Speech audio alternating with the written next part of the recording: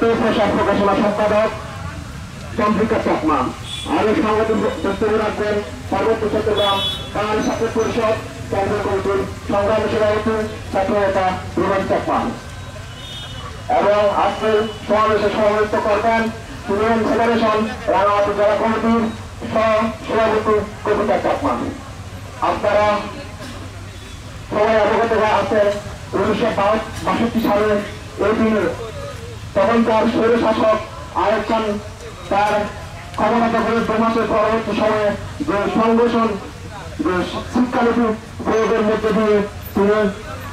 এখানকার হতদরিদ্র যে শিক্ষার্থীগণ রয়েছে যে শিক্ষার্থীগণ রয়েছে তাদের যে শিক্ষা ব্যবস্থা সংগঠন মানে ব্যক্ত করেছেন এবং 16 সেপ্টেম্বর ঢাকার রাজপথে আন্দোলন করতে গিয়ে ওয়াহিদুল্লাহ গোলাম মোস্তফা বুলবুল সহ অনেকে নিহত হন। এইসব দেশের সকল উচ্চশিক্ষা প্রতিষ্ঠান এবং সরকারি চাকরিতে আদিবাসীদের জন্য 5% আদিবাসী কোটা চালু করো, পার্বত্য চট্টগ্রামে প্রাথমিক বিদ্যালয় সমূহে বৈবা শিক্ষক নিয়োগ বাতিল, শিক্ষক নিয়োগ বাণিজ্য বন্ধ করো, সকল শিক্ষা প্রতিষ্ঠান সমূহে পর্যাপ্ত ও দক্ষ শিক্ষক নিয়োগ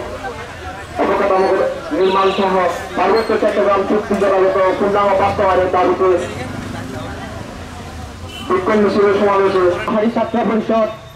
রাঙামাটি জেলা শাখার পক্ষ থেকে সংগ্রামী শুভেচ্ছা জানাচ্ছি। গ্রহণ করেন এবং তার পাশাপাশি দৈনিক যে সমস্ত শিক্ষার্থী রয়েছে দেশে গণবিরোধী যে শিক্ষানীতির কারণে তৎকালীন যে ছাত্র সমাজ তারা এই শিক্ষানীতির বিরুদ্ধে আন্দোলন শুরু করে এবং পরবর্তীতে আমরা 1962 সালে যে 17 সেপ্টেম্বর আজকের এই দিনে তারা সারা দেশে হরতাল কর্মসূচি পালন করার মন ঘোষণার মধ্য দিয়ে আজকের যে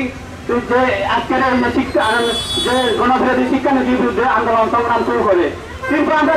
দেখতে পাই আজকে সেই শিক্ষানীতির বিরুদ্ধে পরবর্তীতে যে ছাত্র সমাজ তারা আন্দোলন করার মধ্য দিয়ে তারা অনেকেই শহীদ হয়েছেন। কিন্তু আমরা 1971 সালে যে মহান মুক্তিযুদ্ধের মাধ্যমে বাংলাদেশ নামক রাষ্ট্র যে গঠন হওয়ার পর আমরা দেখতে পাই যে আজকে স্বাধীনতার যে 54 বছর অতিক্রান্ত হওয়ার ফলে আমরা যে বাংলাদেশে যে এযাবৎকালে যে 9টি যে শিক্ষা কমিশন এবং নীতি গঠন করার পরে আমরা দেখি সেই শিক্ষানীতিতে আজও অবধি যে সার্বজনীন এবং বিজ্ঞান ভিত্তিক গণতান্ত্রিক শিক্ষা ব্যবস্থা আমরা দেখতে পাই না।